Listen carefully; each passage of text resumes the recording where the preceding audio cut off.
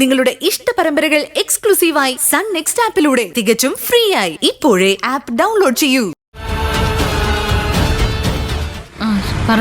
എന്നാലും മോളെ, ഇങ്ങനെ വഴി നിന്ന് കല്യാണം ക്ഷണിക്കുക എന്നൊക്കെ പറഞ്ഞ മോള് കാര്യങ്ങളൊക്കെ പറഞ്ഞായിരുന്നല്ലോ അല്ലേ? അച്ഛനൊന്ന് സമാധാനപ്പെട്. ഞാൻ കാര്യങ്ങളൊക്കെ പറഞ്ഞിട്ടുണ്ട്. അവർക്ക് നമ്മളെ മനസ്സിലാവാതിരിക്കോ? ആ, സാഹചര്യങ്ങൾ ഇങ്ങനെയൊക്കെ ആയി പോയില്ലേ, എന്ത് ചെയ്യാന്? എല്ലാം മാറും അച്ഛാ. ദൈവത്തിന്റെ ഓരോ പരീക്ഷണങ്ങളല്ലേ. ആ, പാവങ്ങളെ പരീക്ഷിക്കാനാണല്ലോ ദൈവങ്ങൾക്കും താല്പര്യം. വാ മോളെ.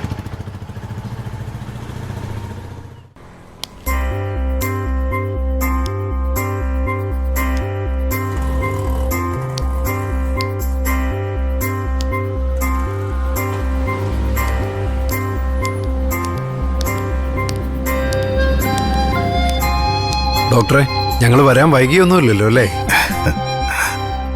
ഞങ്ങൾ കുറച്ച് നേരത്തെ എത്തിയെന്നേ ഉള്ളൂ. എന്റെ ആദ്യം സങ്കടങ്ങളും ഒക്കെ ഞാൻ മോളോട് പറഞ്ഞോണ്ട് വരുമായിരുന്നു.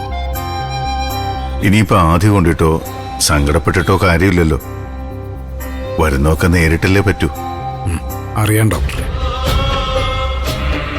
എന്റെ മോടെ കല്യാണ തീയതി അല്ല കുറിച്ചിരിക്കുന്നത്, അവിടെ തലവിധിയാ. അവള് സ്വയം ഇരുന്ന് വാങ്ങിച്ച വിധി.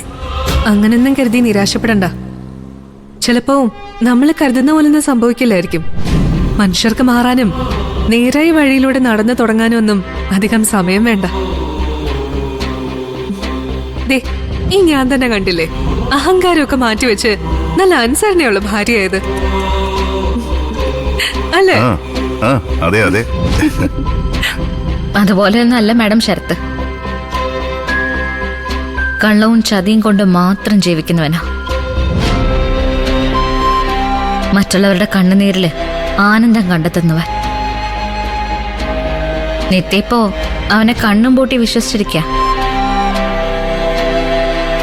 എപ്പോഴെങ്കിലും അതിനൊരു കോട്ടം തട്ടിയാൽ പിന്നെ എന്താ ഉണ്ടാവുമെന്ന് പറയാൻ പറ്റില്ല.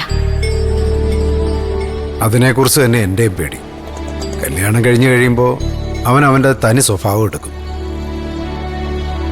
അതൊന്നും താങ്ങാൻ എന്റെ പൊട്ടിയായ മൂക്ക് കഴിഞ്ഞെന്ന് വരത്തില്ല. ആ സങ്കടം കൂടെ കാണാനുള്ള ശക്തി എനിക്കില്ല. ഇങ്ങനെ നെഗറ്റീവായി ചിന്തിക്കണ്ട. അക്ഷര പറഞ്ഞ പോലെ എല്ലാ മനുഷ്യരുടെയും ജീവിതത്തിൽ ഒരു ടേണിംഗ് പോയിന്റ് ഉണ്ടാവും.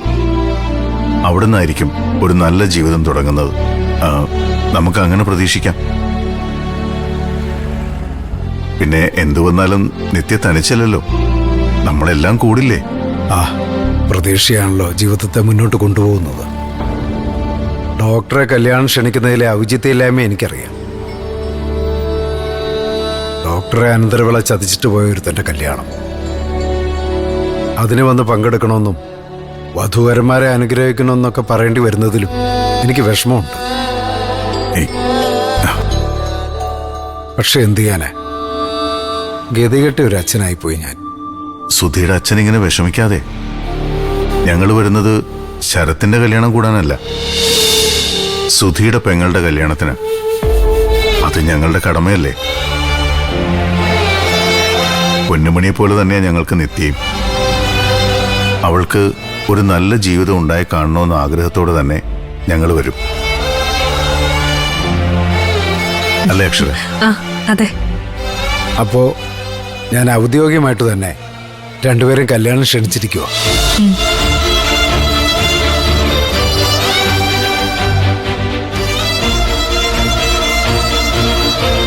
രണ്ടാളും നേരത്തെ തന്നെ വരണം.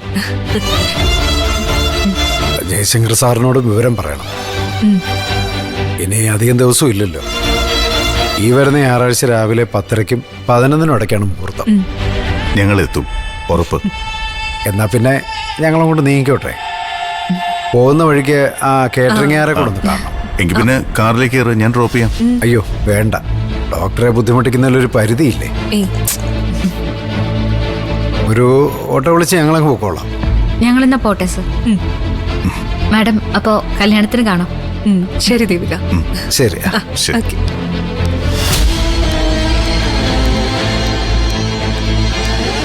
എങ്ങനെ പോവാ? അവിടെ നിന്ന് ഓട്ടോ കിട്ടും. പാവം മക്കളെ വളർത്തി വലുതാക്കി അവര് സ്വന്തം കാലിൽ നിൽക്കാറായി കഴിയുമ്പോൾ ഒരച്ഛൻ നിസ്സഹായനായി നിൽക്കേണ്ടി വരുന്ന ചില അവസരങ്ങളുണ്ട്. അത് കണ്ടു നിൽക്കുക എന്നതാണ് ഏറെ സങ്കടകരം. അക്ഷര, നീ എന്താ ആലോചിക്കുന്നത്? എന്റെ ഡാഡിയും ഒരിക്കൽ ഇതുപോലെ നിന്നിട്ടുണ്ടല്ലേ. എന്റെ ജീവിതം നശിച്ചു പോയി എന്നുറപ്പിച്ച് എന്ത് ചെയ്യണമെന്നറിയാതെ പകച്ചു നിന്ന ഡാഡിയാ സുധിയുടെ അച്ഛനിൽ ഞാനിപ്പോ കണ്ടത്. അവിടെ പക്ഷേ രക്ഷകനായിട്ട് നിങ്ങളെത്തി. ഇവിടെ നിത്യ രക്ഷിക്കാൻ ആര് വരും? എന്താവും ഇനി ആ കുട്ടിയുടെ ജീവിതം? ഭൂതകാലം ചുമന്നു നടക്കരുതെന്ന് നിന്നോട് ഞാൻ പലവട്ടം പറഞ്ഞിട്ടുള്ളതല്ലേ. കഴിഞ്ഞത് കഴിഞ്ഞു. ഇന്നലകളിലല്ല നമ്മൾ ജീവിക്കേണ്ടത്, ഇന്നിലാണ്. നാളേക്ക് വേണ്ടിയാണ്. ഒക്കെ അറിയാം. പക്ഷെ ചില അവസരങ്ങള് നമ്മളെ ഭൂതകാലത്തിലേക്ക് കൂട്ടിക്കൊണ്ടു പോവും. ചില തിരിച്ചറിവുകള് നമ്മളെ ഹോണ്ട് ചെയ്യും. തിരിച്ചറിവുകൾ നല്ലതാ. അത് പക്ഷേ മുമ്പോട്ടുള്ള ജീവിതത്തിൽ ഊർജമായിട്ടെടുക്കണം. അല്ലാതെ അത് നമ്മളെ പിന്തുടരാൻ അനുവദിക്കരുത്. നിങ്ങളല്ലേ എന്റെ ഊർജം. ഓ, ഇപ്പോഴെങ്കിലും മാഡം അത് സമ്മതിച്ചല്ലോ. സമ്മതിച്ചേ. അല്ല, നമ്മള് നിത്യയുടെ കല്യാണത്തിന് പോയാ പൊന്നുമണിക്കത് വിഷമാവില്ലേ? നമ്മൾ പോയാലും ഇല്ലെങ്കിലും പൊന്നുമണിക്ക് ഈ കല്യാണം ഒരു ഷോക്ക് തന്നെയായിരിക്കും. എത്ര തള്ളി പറഞ്ഞാലും അവളെ ക്രൂരമായി ഉപേക്ഷിച്ചവനാണെങ്കിലും ഒരിക്കൽ അവൾ പ്രാണനെ പോലെ സ്നേഹിച്ചിരുന്നതല്ലേ ശരത്തിനെ, അവളുടെ കുഞ്ഞിന്റെ അച്ഛൻ. അതെ.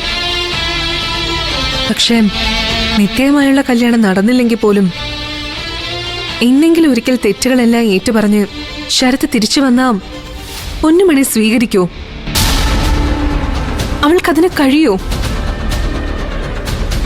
ഒരിക്കലുമില്ല. എന്നാലും എനിക്കറിയാം അവളുടെ മനസ്സ്. സങ്കടങ്ങളുടെ ഒരു തോരാ പെയ്ത്ത് തന്നെയല്ലേ അവളുടെ ജീവിതം. കുട്ടിക്കാലത്തെ അമ്മ മരിച്ചു. പിന്നെ സ്നേഹിച്ച പുരുഷൻ വഞ്ചിച്ചു. സ്വന്തം കുഞ്ഞിനെ നഷ്ടപ്പെട്ടു. അച്ഛൻ നാട് വിട്ടുപോയി.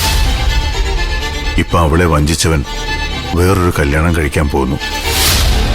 ഈ ചെറിയ പ്രായത്തിൽ അവൾ അതിജീവിച്ച പ്രശ്നങ്ങൾ ഓർക്കുമ്പോൾ എനിക്ക് തന്നെ പേടി തോന്നാറുണ്ട്.